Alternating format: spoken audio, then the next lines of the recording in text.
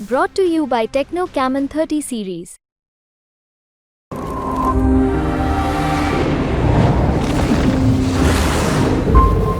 Bhiwani seat में अगर कांग्रेस आगे दिख रही है आज की तारीख में, तो वो केवल जाट वोट के बतौर नहीं आ सकती। आपको बाकी वोट चाहिए ही चाहिए। राव इंद्रजीत की सीट फंसी है। मैं नहीं कह रहा कि वो हार रहे हैं, चुनाव हो चुका है, तो मैं कोई ऐसी बात करना नहीं चाहता, लेकिन वो सीट फंसी है, संघर्ष हुआ है वहां। फरीदाबाद जैसी सीट जहां मतलब कोई मानने को तैयार नहीं होगा कि फरीदाबाद हार सकती है बीजेपी।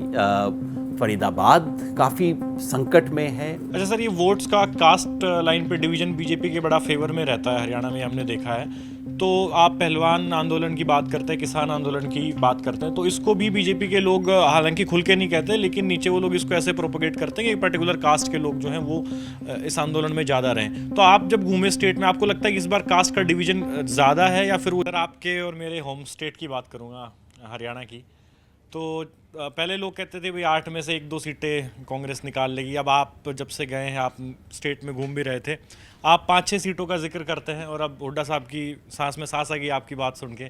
तो क्या लग रहा है आपको हरियाणा का? देख भाई, आप बिल्कुल सही कह रहे हो। जब चुनाव शुरू हुआ तो मैं तो कह रहा था कि रोहतक और सोनीपत 2 सीट आ जाएं, बाकी के अंदर 1-2 में लड़ाई हो जाएगी। ये इतना ही मेरे को दिखाई दे रहा था, क्योंकि कांग्रेस का काफ़ी एक तरफा, बीजेपी का काफ़ी एक तरफा दबदबा रहा था।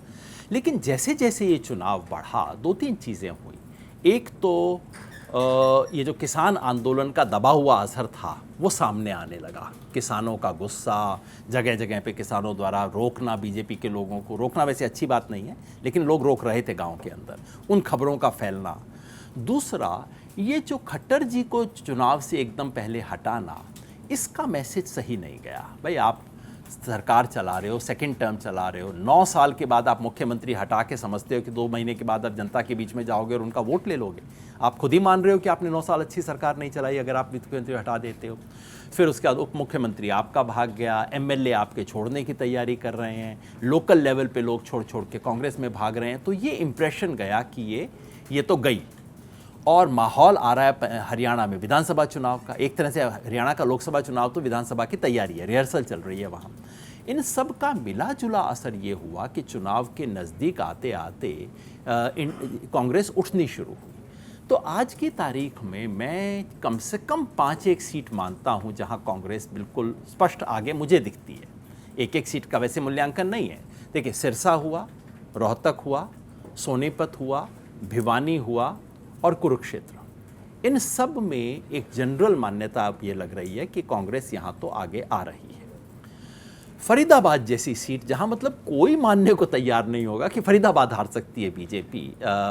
फरीदाबाद काफ़ी संकट में है। साथ में आप हिसार पहले बहुत बेहतर लग रही थी, आखिर तक आते आते थोड़ा कमज़ोर हुई।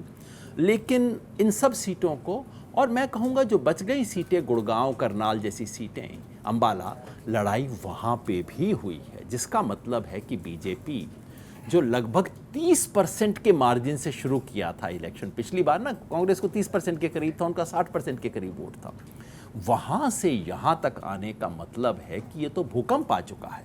तो हरियाणा में बहुत कुछ बदला है।